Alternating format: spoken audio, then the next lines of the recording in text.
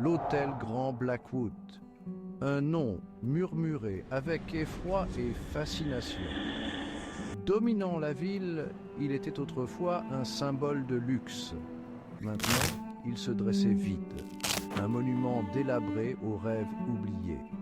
Les légendes parlaient de la chambre 13, une chambre cachée, absente de tout plan. On disait qu'elle n'apparaissait qu'à ceux qui osaient passer une nuit entre les murs désolés de l'hôtel.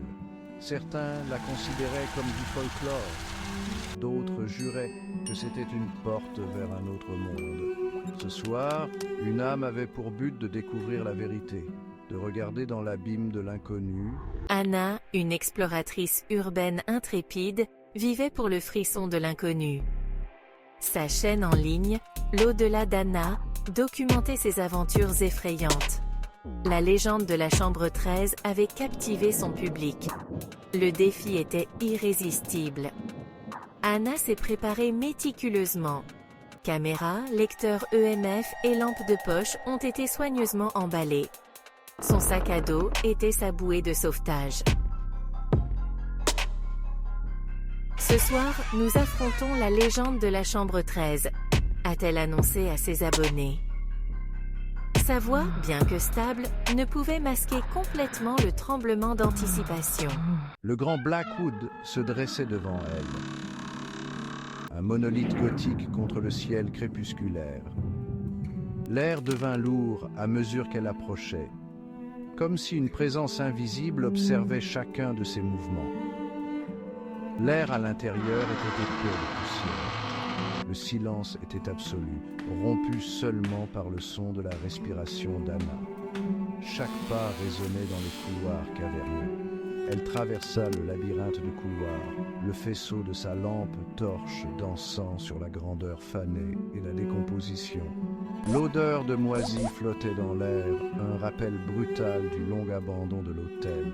Ce soir, nous affrontons la légende de la chambre 13, a-t-elle annoncé à ses abonnés. Sa voix, bien que stable, ne pouvait masquer complètement le tremblement d'anticipation. Les heures ont fondu. Anna, le cœur battant, s'est retrouvée au bout d'un couloir. Un couloir qui, selon les plans de l'hôtel, ne devrait pas exister. Là, tout au fond, il y avait une porte. Une simple porte en bois sans inscription. La chambre 13. L'air devint sensiblement plus froid. Respiration lourde. Ce n'est pas possible.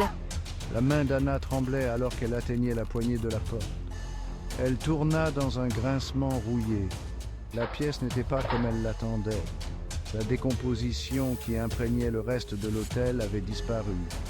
Au lieu de cela, elle trouva l'ordre.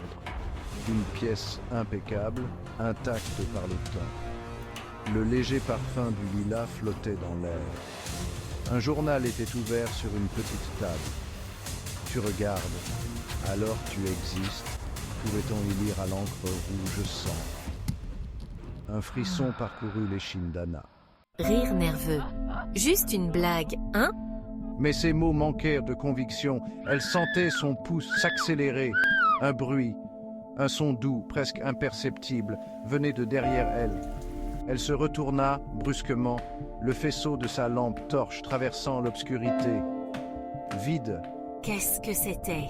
Puis elle le vit.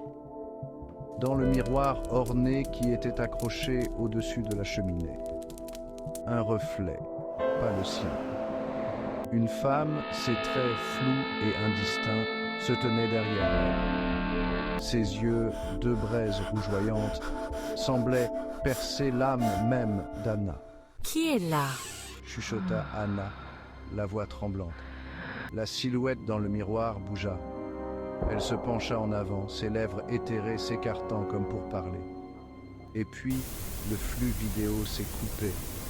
Le silence. Anna n'a jamais été revue. 3 jours plus tard, la vidéo est réapparue en ligne. Les dernières secondes étaient différentes. Le visage de la femme fantomatique était maintenant clair. Ses yeux, emplis d'une tristesse indicible, fixaient directement le spectateur. Ceux qui ont regardé jusqu'à la fin ont rapporté d'étranges événements, des bruits de griffures à leur porte, à minuit, des chuchotements dans le noir, le sentiment d'être observé. Oseriez-vous regarder la vidéo jusqu'à la fin? Murmurant. Regardez. Jusqu'à la fin.